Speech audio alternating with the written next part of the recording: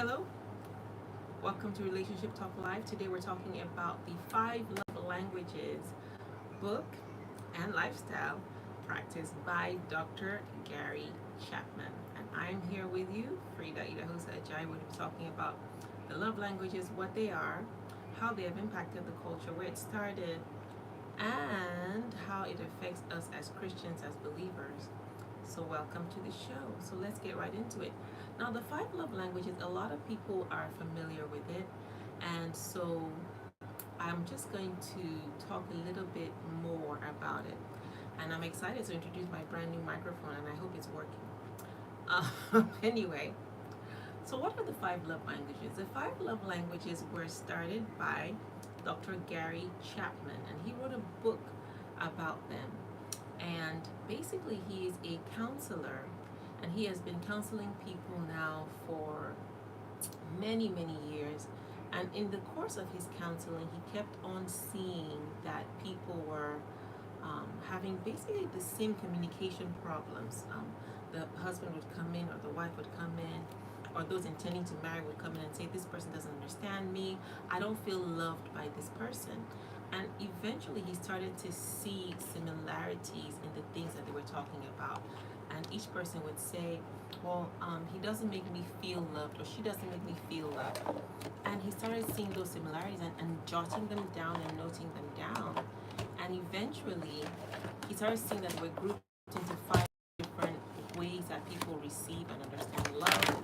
And he decided that he's going to write a book about it. He started helping people with it, and he decided he was going to write a book about. He wrote this book in, I believe it was 1992, and this is a long time ago, but that book is still relevant today. People are still reading the book, still benefiting from the book. If you see me going back and forth, it's because I'm also going on YouTube Live, which I've never done before. So I'm trying it all out today. I'm trying out the new microphone. I'm trying out the YouTube Live. Don't ask me what I'm doing. I'm just gonna keep going, and I hope this is working. If you can hear me, let me know that you can hear me, and that would be very helpful. And we'll just get right to it. So he was a counselor, like I was saying, and he started seeing patterns. He would see that this person is not receiving love from their partner, and people were actually suffering for it. And so he decided, okay, these are things I've observed, and I'm going to put in the book. Hello, Reverend P. Good to see you, Pastor Peace. Always good to see you. And everyone joining in, welcome. We're talking about the five love languages, which most people are familiar with. Some are not. Some have heard about it, but they don't know what their love language is. So if you don't know what your love language is, we are going to help you to discover it today. Now, okay, so the five love languages is a framework for understanding how individuals express and receive love. Now, the way I receive love or I express love may not be the way that you receive love or you express love. So it's very important that you actually understand when people do certain things, the reason why they're doing it, how it's affecting them, and what they feel that you're receiving as their act of love, and how you are perceiving it.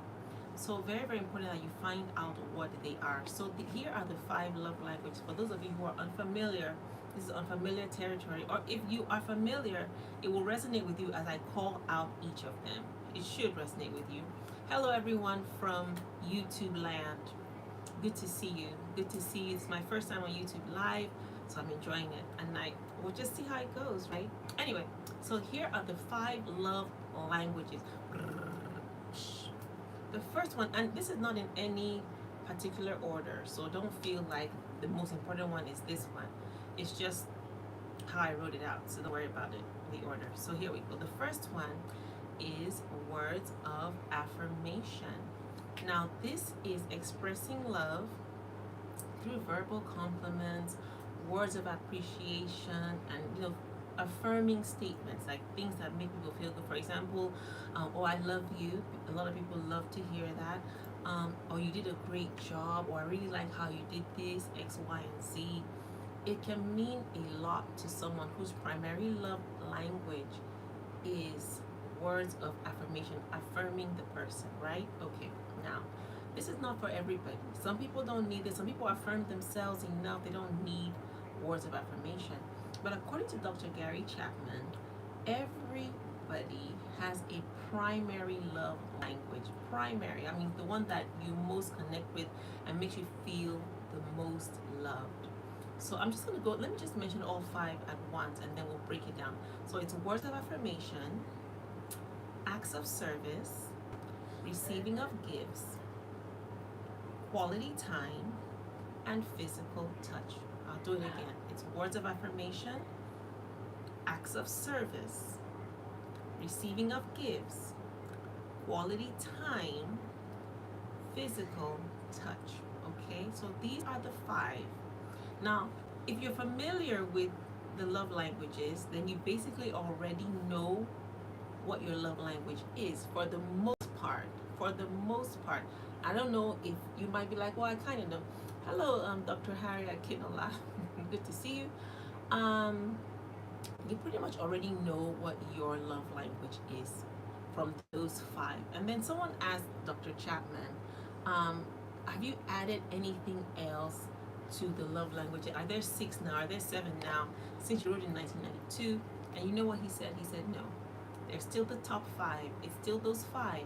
Every act of love that you show or give a person will always fall into those category of those 5, no matter what it is. Or well, someone said, well, what if my love language is food? Well, if you're going to buy the person food, and you want to express the person's, you want to express love to the person through food, you going to buy that food is an act of service. It's also a gift. So it still falls into those 5 things. So you want to make sure that you're very cognizant of how you're expressing love to someone. And I want to say this, that the way we receive love may not be the way you receive love. You know what I mean? You want to make sure that you are expressing love to the person, your partner, or even your family members, your co-workers, however you want to do this, in a way that they can receive love. Just because the way that you receive love is gifts doesn't mean that the way that your partner is receiving love is gifts. I'll give you a great example. We had a couple that was always fighting, and they were to the point where the man said, you know what, this is not working, I don't want to do this anymore, she's just horrible to live with. I have bought her the most expensive phone on the market, I have bought her the most expensive television on the market. This is a married couple, and she took the phone threw it at the TV, broke the TV. So at this point, he comes over to our house really late at night, and he says, you know what, I am not going to live with this woman anymore. And you know, Bishop asked, hey Andrew, so Bishop asked, what is her love language? Say hi, Andrew. Okay, just give me a few minutes. I'm almost done. It's happening live. Can you excuse me? Can you excuse me just for a few minutes? I'm so, she did what? Oh, sorry. I'm sorry. Abigail, tell her I'll be with you guys in 10 minutes and we'll solve it, okay? And just like that, our life, you have seen that he needs some quality time, right? I'm using this, sweetie. Thank you. So anyway, so the problem, back to the couple, the problem.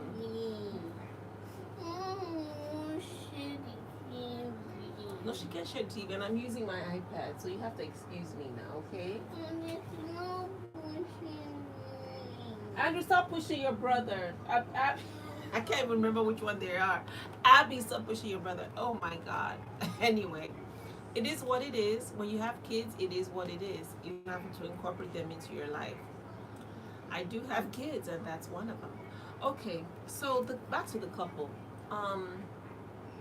So the man came and he said, the husband came and he said, I can't do this. How are you? He said, well, how are you? I can't do this anymore. I don't know how else to let her know that I love her. And so my husband asked him, what is her love language? And he said, well, I don't know. And so we called her in, talking with her here and there. We found out that her love language is quality time. She didn't care about how much he was working and providing and supplying. I mean, she cared about it. It was good to have it, but it wasn't something that she felt that she needed from him to receive love from him. Do you understand what I mean? And so he started spending more time with her. He rescheduled his time so that he could spend good time with her and the kids. So that, and then he started including her a lot more in his life. So when he was going out or he's going to see a client, he would maybe have her tag along, or he would, because he had a very flexible schedule.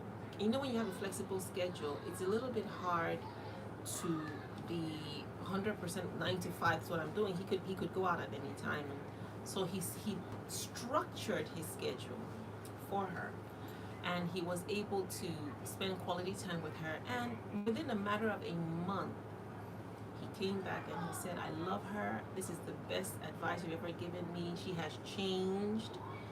And the truth of the matter was that she didn't change. You know, he changed. And he was responding differently to her. And they're doing great now. They're doing great now. So there's hope for the marriage. There's hope in every marriage. And I believe, maybe not in every marriage, but there's hope. There's hope. Let's start with that. So anyway, so there are words of affirmation, telling the person that you appreciate them. You did a great job. Oh, I really like the way you did this. A lot of this is one of their primary love languages. All right. So number 2, not in any particular order, is acts of service. Now, this basically means showing that you love somebody. Tasks and actions. If my love language is acts of service, then I would really appreciate that I've been asking you to change for the past 1 month, right? Um, Somebody says I look like their English teacher. I don't know. Oh, great. Um, if my love language is acts of service, then anything that you do for me, like including like running chores, making the bed, changing the light bulb, like that would be amazing. That would be amazing. I would feel loved by you.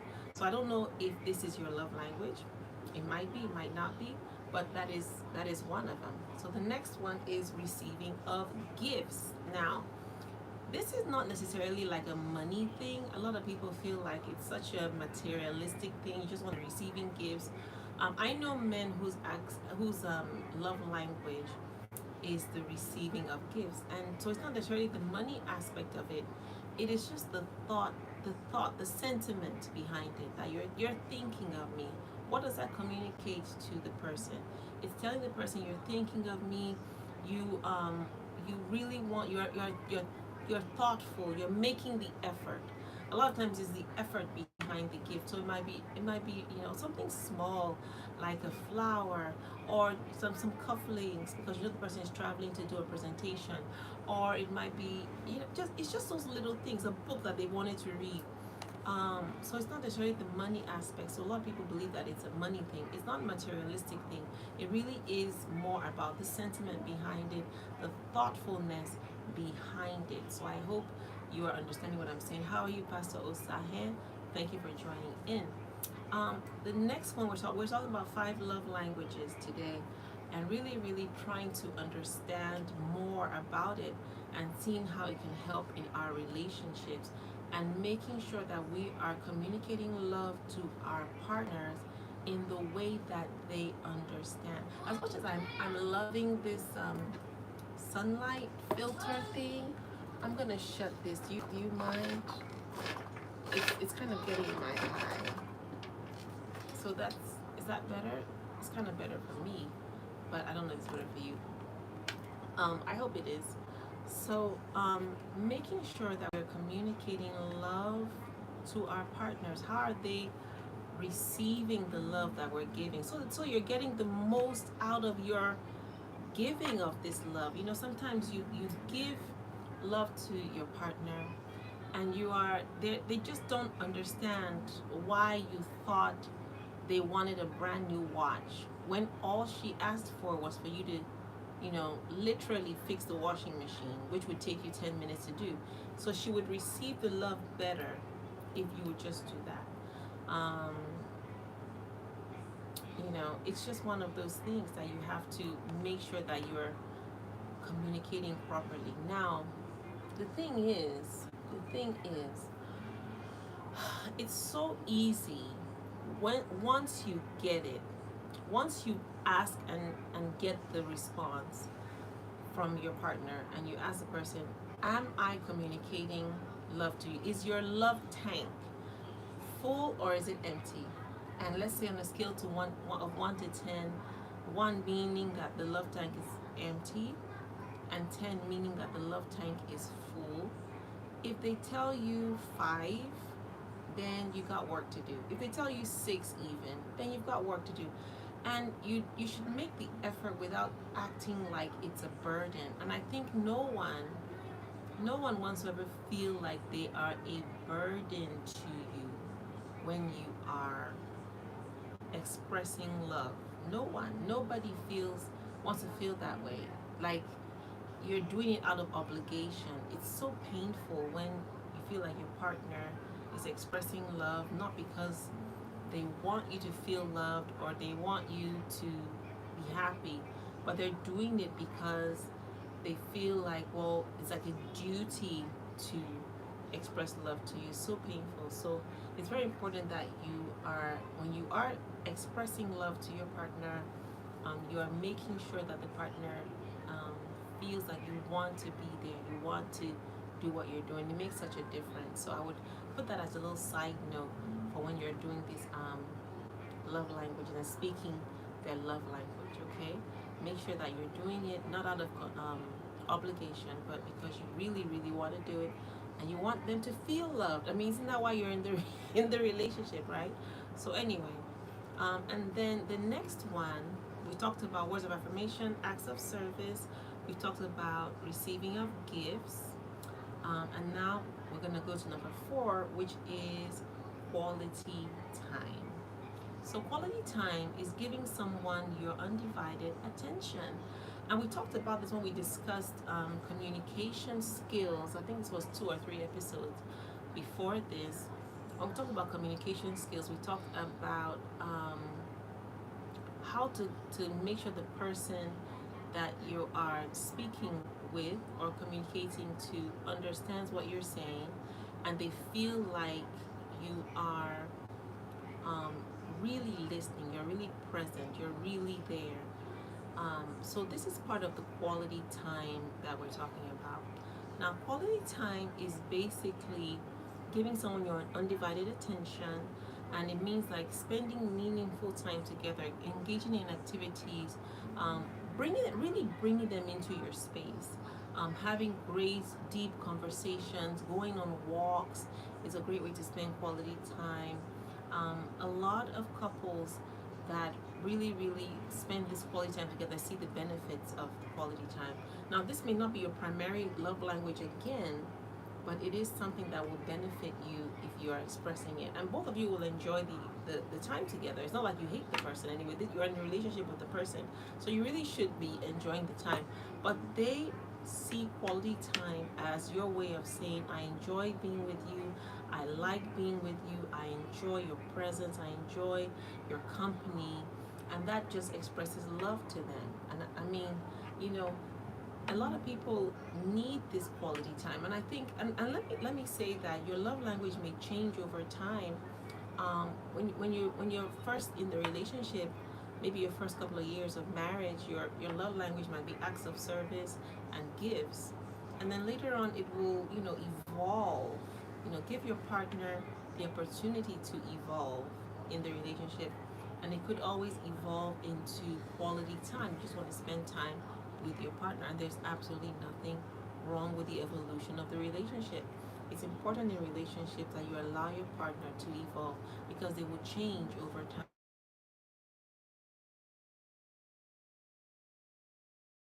You are expressing their love language and checking in regularly with your partner. Is this still your love language? Do you still feel loved when I do this or when I do that? Is this still something that makes you, are you still excited about this? So that you're still on the same page. You want to stay on the same page with your partner. Okay, hello, Mary Rose Briggs. Hello, Esebu, my Logic family people. How are you? Good to see everyone. Favor, Ego Moo, Buke. I'm trying to call these names. My goodness, I butcher names. Let me just be upfront. I am Lavivinabe. Welcome. Welcome to Relationship Talk. So we're talking about five love languages. Most of you are already familiar with this, but just a refresher course on it so that you're not taking your partner for granted in any way, right? Right. Okay. Now, the last one is physical touch. This is expressing love through physical contact.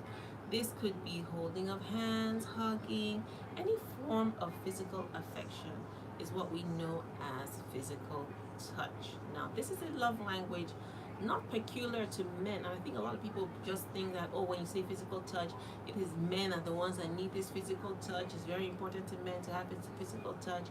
It's not just a man's love language. I had a case of a newly married couple. They've only been married for like 2 years maybe, and her love language is physical touch. Her primary love language is physical touch, and they were having a hard time with it because she was being made to feel like, because her primary love language was physical touch, that she had a problem. Like, why is that? I think maybe it's a cultural thing. Let me know what you think. Do you think that physical touch for a woman being her primary love language is a problem? Do you think it is a problem? Do you see it as something that she should be ashamed of? Do you think it's our culture that makes it look as if a woman has physical touch as her love language, that she is considered like a loose woman, or if she's considered like a woman who doesn't have morals or values? Let me know what you think about that in the comments, because it was interesting to me that she was feeling like that was what was going on, that because her love language was primarily physical touch, she wanted affection. She was, she's a hugger. She wants to, be hugged. She wants to be loved in that way, and that's how she was understanding love. But his love language, I believe his was acts of service, because she and what even brought them together was her ability to help him very well with his business, which is what she was doing. She was always, making sure that things were done properly, setting up standards and procedures, and all that. And but physical touch wasn't his thing. He wasn't. That's just not his thing. And it was a problem. And so they came to me, and she was very upset about it. She didn't feel love. She felt rejected, actually, where her words. She felt rejected by her partner, and she had even stopped, reaching out, like trying to hug him or whatever, because he made her feel like she was always, she was demanding. She was asking too much of him. And so I had to walk them through the love languages, like we're doing now, to really explain what the love languages are, how you communicate love to your partner, how they receive it, why they need that. And after several minutes, it really didn't take him too long. Men are quite smart. It didn't take him too long. He was like, oh, well, if that's how she understands love, then I can do that. But he didn't really understand that this was her primary love language. So when he was able to understand that, he said, okay, I'll work on that, and I won't make her feel bad about it. And you really shouldn't. And a lot of men, this is their primary love language, physical touch. Usually I get from men, their primary love languages are physical touch and words of affirmation. And then from women, typically, this is not every woman at all, but from women, typically it's quality time, acts of service, and then physical touch is not necessarily their top 2 or top 3. So I don't know how that has played out. Let me know if this is how it is for you.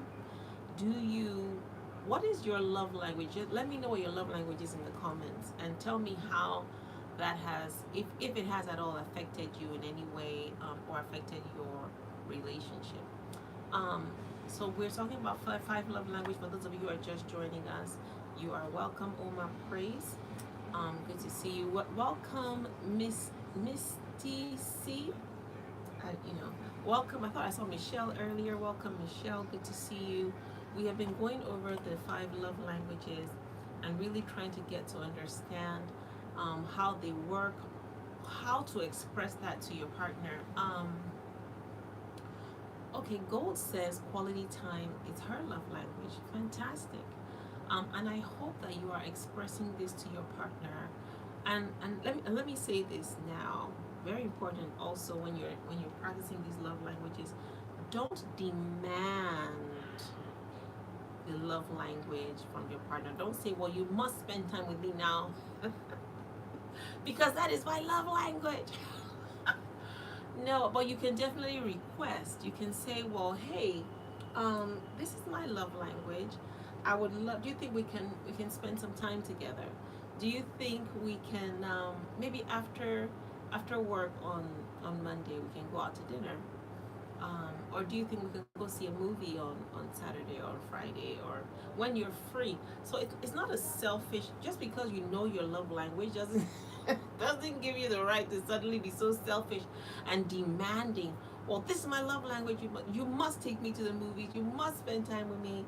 You will only cause resentment in your partner. So you want to also make sure that as you are expressing your as you're expressing your love language, you are making sure that your partner understands that it's not a demand, it's a request, and it's going to be a benefit for both of you. Now, let's talk a little bit about how love languages affects us as believers. Now, I know somebody said my love language is words of affirmation and gifts.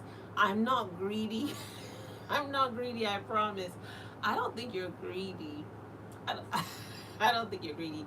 It is what it is. It is what it is. If your love language is um if your love language is words of affirmation, then it is what it is. If it is quality time, it is what it is. If it's gifts, it is what it is. Don't be ashamed of it, because at the end of the day, you're not being true to yourself if you're ashamed of it. So don't be ashamed of it. I'm trying to.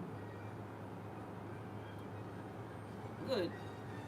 I had to take off the messages on the on the live on YouTube because I don't know how it works, but I'm just trying it out. So I took them off because they're distracting me. So anyway, back to what we're saying. Hello, Calvin. Hello, Chris Cord. That's an interesting name. Hey, Chris Cord. Nice to see you. We're talking about love languages if you're just joining in, and we're talking about words of affirmation, acts of service, receiving gifts, and people are just basically listing out their love languages and letting me know how that has been working out in their relationships. Do you feel that um, listing out your love languages has helped? I won't say listing out, maybe mentioning, because listing out sounds a little weird. Mentioning your love language to your partner, has that helped your relationship? Let me know in the comments. How did it go when you told your partner in the relationship, this is my love language? Did the person receive it properly? Were they offended? Did they feel like you were being selfish by telling them what you need? Or did it go well, and ever since then they've been doing that? They've been speaking your language. Have they been filling your love tank? Let me know how that is going. I would love to hear what people are going through with love languages. So, but let me go on to the next segment, which is the importance of love languages for us Christians. And I think understanding love languages for Christians is important for us. The better your marriage, especially Christian marriage, will be as you go along. And then the second thing that understanding love languages helps us to do. Hello, Chindu. The second thing that understanding love languages helps us to do is that it helps us to reflect God's love in our relationship. You know, God is love. God is love. So God speaks every love language. There's no love language that God doesn't understand or that God doesn't speak. And what I'm noticing is that the way we express our love for the Lord is the way we receive love. For example, now if you're very much into going to church and being a sanctuary keeper, then your love language is probably acts of service. Do you see what I mean? If you are always praising, always, always telling God how wonderful He is, which we should be doing anyway, your love language might be words of affirmation. It's just an interesting play on it. Hello, my beautiful, wonderful cousin Fueko is on here. Good to see you, my wonderful cousin. Okay. Official Gold says, in my last relationship, it wasn't well taken, but when I mention it now, it sure sounds like I'm demanding too much attention.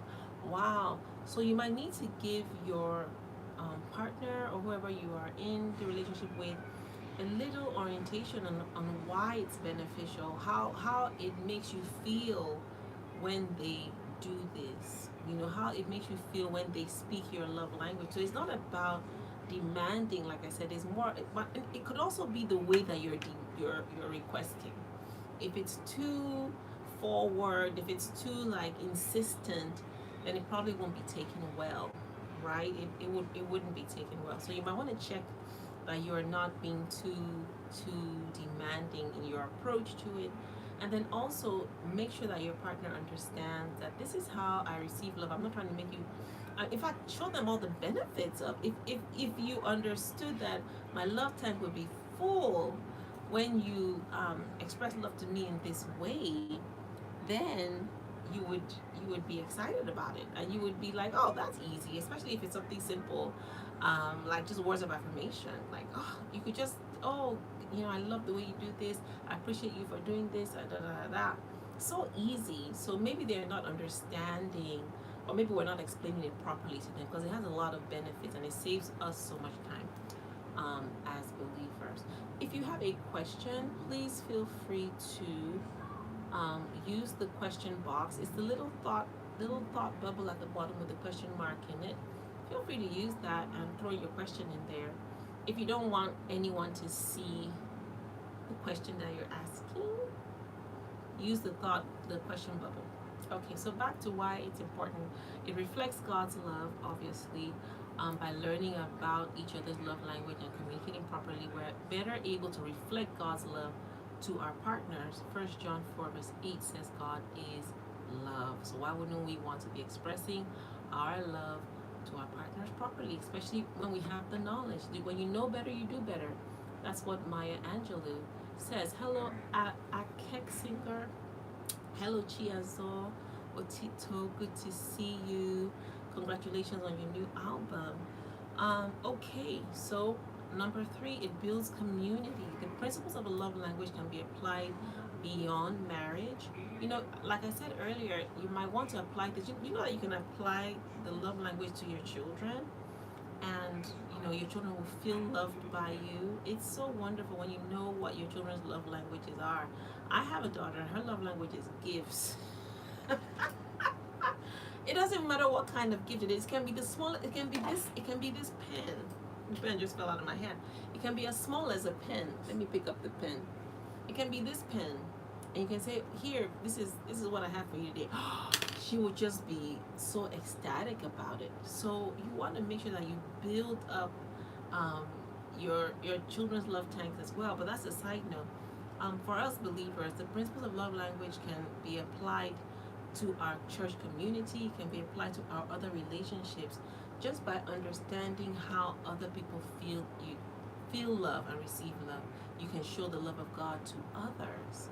So it helps in every relationship. It also helps us to promote understanding within different communities. You want to look beyond yourself, beyond the fact that you like receiving love in a particular way, and really consider the way other people receive love outside of your regular family unit or your relationship unit. The more people feel loved by you, the more they will receive the love of God. I'm telling you, because you might be the only Jesus that people will ever see. Hello, Parenting United.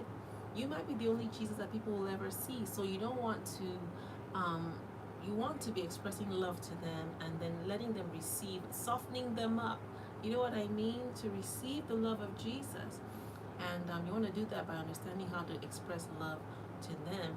And then lastly, for our own personal growth, I believe that when you apply the love language, you have a better sense of self-awareness as a believer. You have a better sense of humility, um, because you're actually applying the love languages. And, it's a process. It's a process. And I think a lot of people believe that once I know what the love language is, then boom, it's suddenly everything's going to be fine. But it's also a process. Even learning about yourself. Why is this my love language? How can I express it without being demanding? And making sure that the person that you're expressing it to is not offended in any way by it. And just really, really learning and growing in our daily lives, becoming more and more Christ-like, showing more empathy, showing more, compassion to people as well. So hello Obi Frank, hello Jay Oyeka, hello Daniel Olawole. I think I got that one okay. Patting myself on the back. And Olawole, right?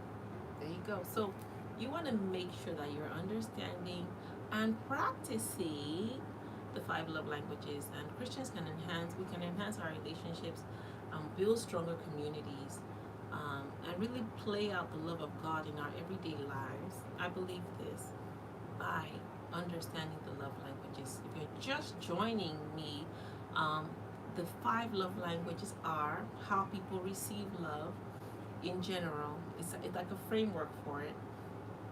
Words of affirmation, acts of service, receiving of gifts, quality time, and physical touch.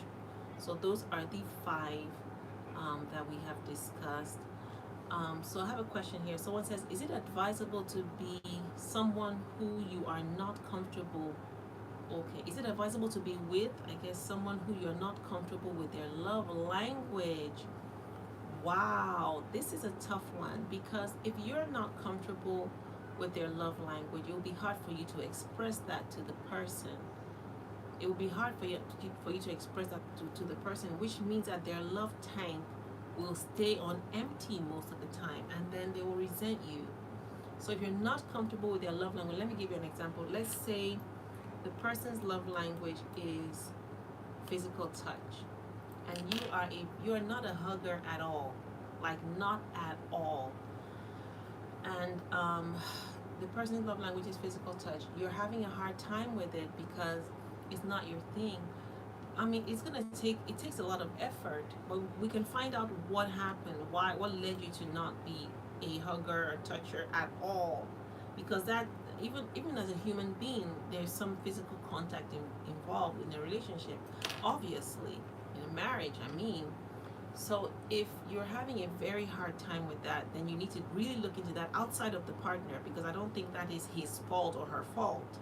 I think that you need to look into that and really heal from that, because every relationship will require, some physical touch. It's part of it. Unless you're doing long distance relationship, But if you're not comfortable with the person's love language, it's important that you have a conversation about it. And if it's not something that you're willing to change, you're not willing to move or shift ground, then I would not suggest you continue with the relationship.